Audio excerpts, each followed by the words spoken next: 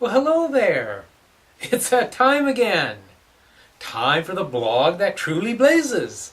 Here on this beautiful day in South Florida of February the 6th, Friday afternoon, 2015, here at my home away from home, Modern Zen. And of course, as usual, I'm going to go over the energies of the end of last week's reading, what we're coming into now, and of course, always most interesting, what lies ahead of us towards the end of this upcoming week. So do stay tuned. It will be an interesting ride.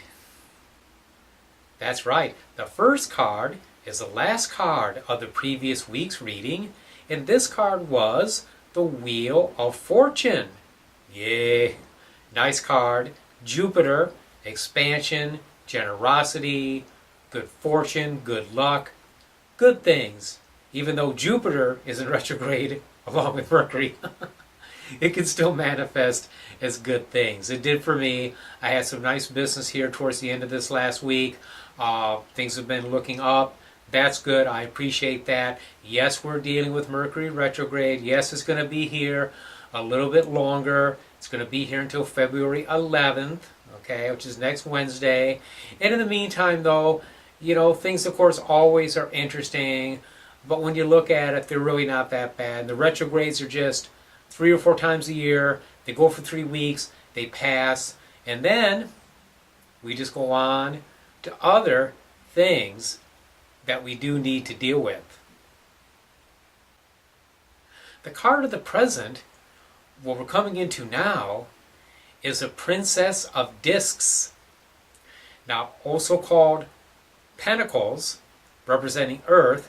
She's a woman who's very grounded, very together, very much an entrepreneurial spirit, stands on her own 2 feet financially, and is counted for it. So this means we're going to be in a better position financially as the week winds on. I guess maybe it's a leftover Jupiter effect. You're going to feel more grounded. We are going to again be coming out of that retrograde soon.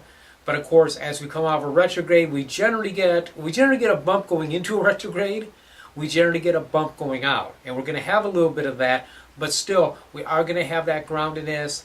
Things are going to be looking up a bit financially, and you're just going to feel like things are more rooted, so to speak, as this week progresses. That's good because towards the end of the week, we're going to probably have a different experience.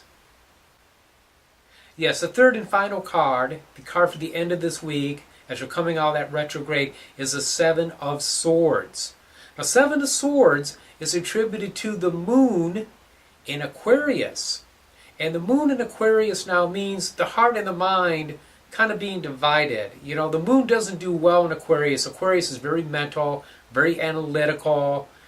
And the moon is like soft and voluptuous and loving and sensual and in touch with the psyche, the deeper emotions, the deeper spirit.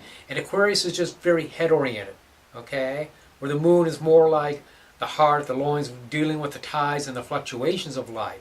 So we're going to find that our minds may fluctuate a bit. Again, not unusual. When you're coming out of a retrograde, you do get a bump. This was a Mercury retrograde in Aquarius. So we're going to see some of that. I got to say, it's some of the bad side of that Aquarius energy as we come out of it. That'll manifest for you in different ways, okay? Some people it can be a physical thing. Some people it's just mental. I think this will be more mental, more like a fogginess perhaps we have to be on guard against, or just having a conflict between the head and the emotions, okay?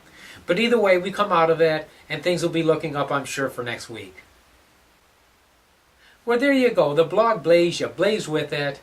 Thank you so much for watching my blog. I appreciate your support. And until I see you next week, many, many blessings.